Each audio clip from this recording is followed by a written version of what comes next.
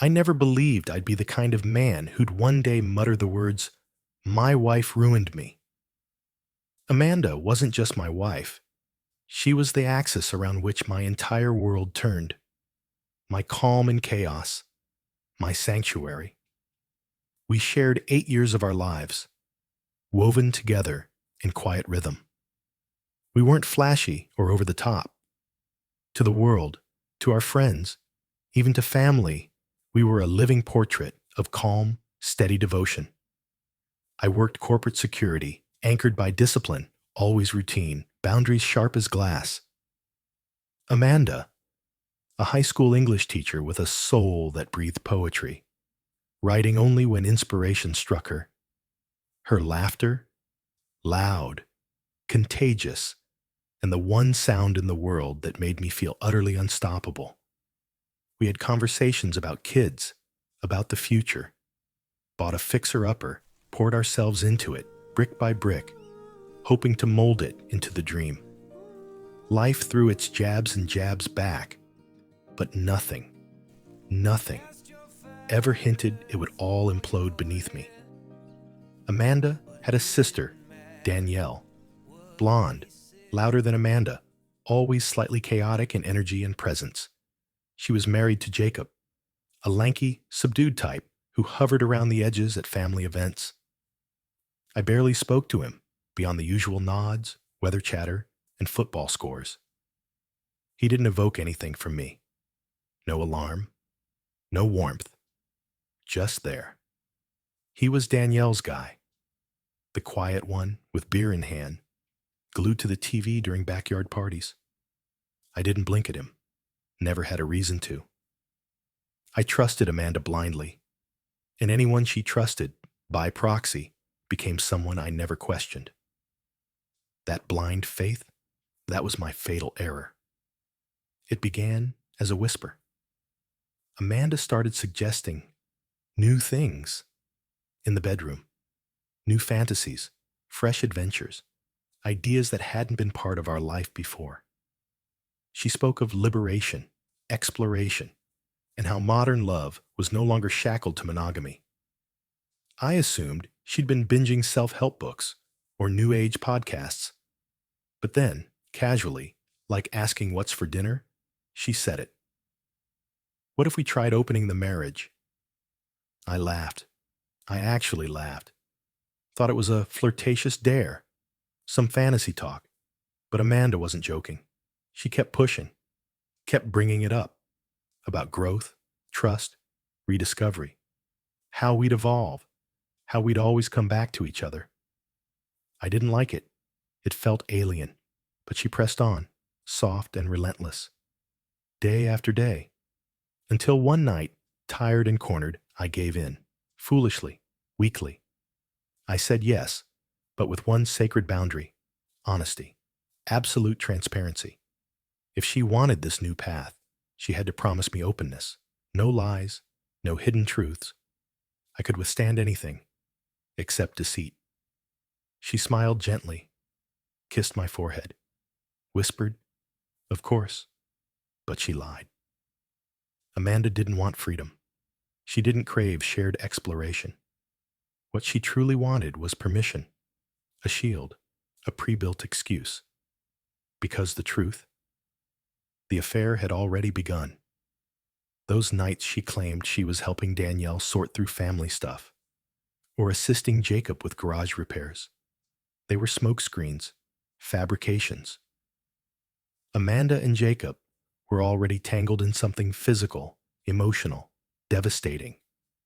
The open marriage talk? A calculated move. That way, if the truth ever surfaced, she could shrug and say, "He agreed." The first crack in the facade arrived innocently, her forgotten phone charging on the kitchen counter while she soaked in a warm bath upstairs. I had never invaded her privacy, not once. But that night, something shifted. The phone buzzed, again and again. My stomach flipped. My hand moved without my mind's permission. I answered. Jacob. His name. My chest constricted. I opened the thread, scrolled, and it hit me like a freefall from a rooftop. My mouth went dry. My pulse raged in my ears. Her messages weren't just about sex. They were tender, romantic, intimate. She called him love, told him she felt more alive with him than she ever did around me. Wrote poems about secret motel trysts, about adrenaline, danger, passion. But the worst? She mocked me. He doesn't suspect anything, one message said. He agreed to an open marriage. So now it's guilt-free. I wanted to smash the phone, scream, wake her up, and unleash fury. But something inside me froze. Not from fear, but from calculation. This wasn't just betrayal. This was treachery paired with arrogance. She didn't just cheat. She strategized, collaborated with Jacob, her own brother-in-law, a man who smiled at me while sipping beer at our table, all while betting my wife. I said nothing that night, nor the one after.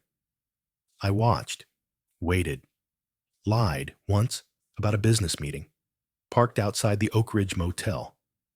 Saw her walk in, dressed not like someone running errands, but like someone heading to a secret date. 30 minutes later, Jacob arrived.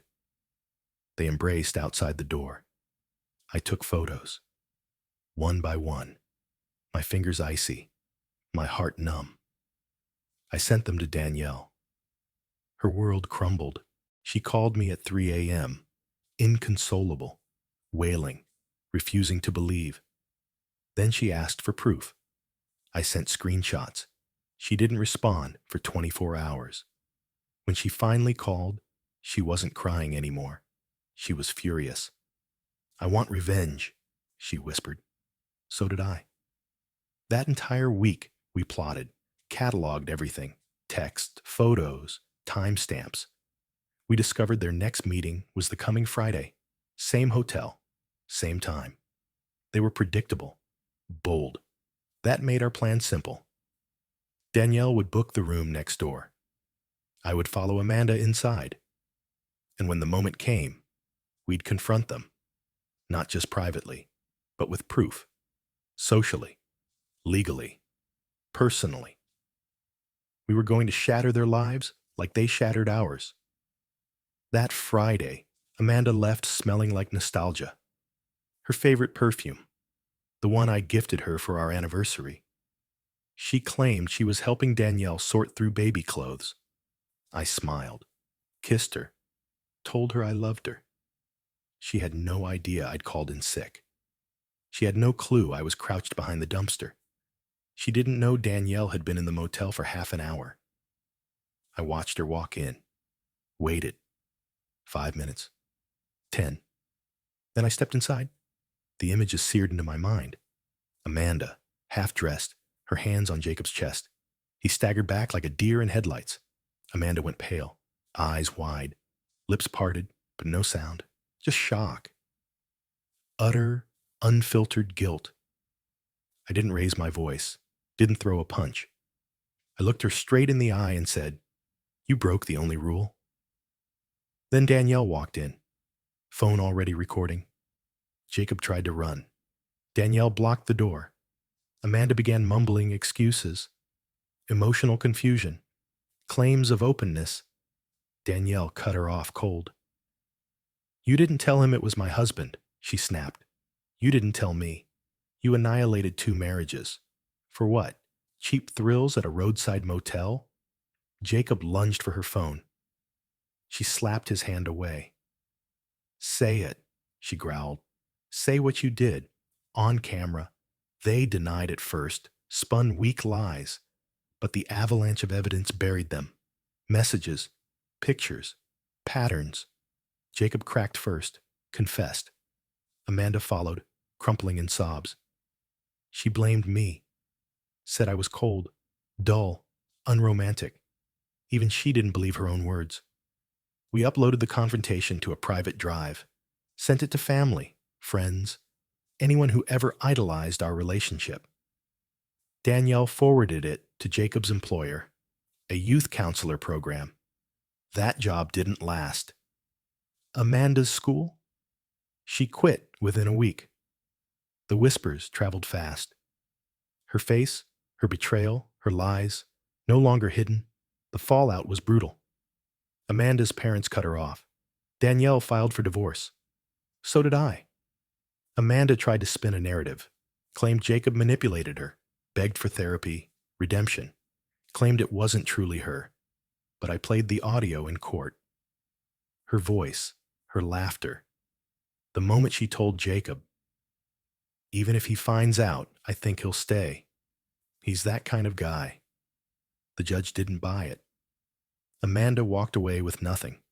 No alimony, no house, no vehicle. She packed up and moved to a rundown apartment across the city. Through mutuals, I learned she tried to date again. But nothing lasted. Scandal lingers. Reputation is a shadow that clings. I rebuilt. Slowly. Brick by painful brick. Danielle and I stayed in contact, but never crossed lines. Our connection was forged in ruin, not love. In time, she moved on. New city, new life. I admired her resolve. As for me, I took a year off, traveled, reclaimed my identity, dug deep into the man I had buried beneath Amanda's influence. I unearthed peace, not in revenge, but resilience, in realizing I had survived the fire and come out stronger. Sometimes, I still see that room. The silence before the detonation. Amanda's frozen guilt. I don't smile at the memory, but I don't flinch either. She twisted my loyalty into a weapon, betrayed me with her own family's blood, mocked my trust like a fool's currency. But in the end, I wasn't destroyed. I emerged. And every morning, sunlight spills across the hardwood of my home. A real home. A new life.